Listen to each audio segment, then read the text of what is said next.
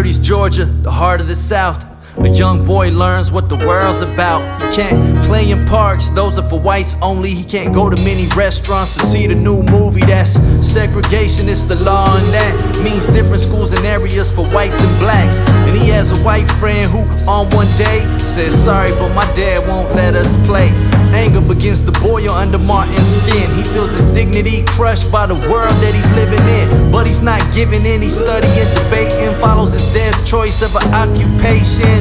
Becomes a minister, a leader in the church. And the young Reverend King, he gets to work in Montgomery, Alabama, where Rosa Parks is the spark that ignites the fight for civil rights. She refuses to move to the back of the bus, even though the law says that black people must. She's arrested. This is the act that King needs to stand up and fight for equality. He leads a bus boycott in Montgomery. Black folks refuse to ride and it hurts the economy. See, people might ignore your speeches and songs, but they tend to pay attention when their money is gone. The boycott lasts over a year, making news, and King becomes a leader in the civil rights movement. Civil rights are rights that every person should have, but those rights have been denied to blacks, and that's what Dr. King says. So even though we face the difficulties of today and tomorrow, I still have a dream.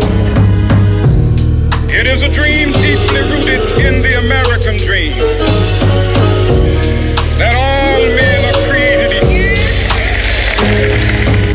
King was a leader, so he offered guidance and preached the practice of nonviolence with boycotts, marches, and sit-ins, peacefully protesting to get people to listen. The opposition wasn't peaceful in the least when the local police came with dogs on a leash, and they opened up the fire hose on those in the streets. Americans watched the horror play out on TVs. King remembered what Jesus taught, that the remedy for hate is not hate, but love for your enemy. So he kept on, and in 1963 led the march in Washington, D.C.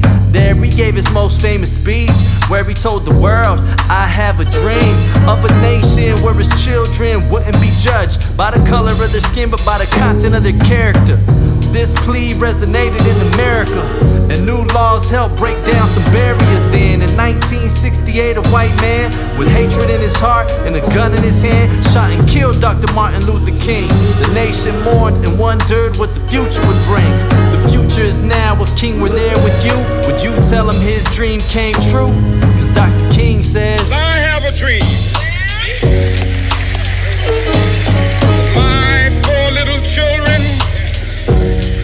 One day live in a nation where they will not be judged by the color of their skin, but by the content of their character. I have a dream today. Dr. King says, I have a dream that one day right there in Alabama, little black boys and black girls will be able to join hands with little white boys and white girls as sisters and brothers. I have a dream today.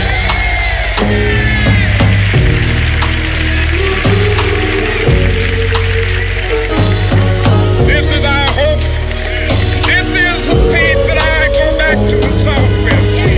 With this faith, we will be able to work together, to pray together, to struggle together, to go to jail together, to stand up for freedom together, knowing that we will be free one day. This will be the day. This will be the day when all of God's children will be able to sing with new meaning, my country, tears of thee. Sweet land of liberty of thee I sing.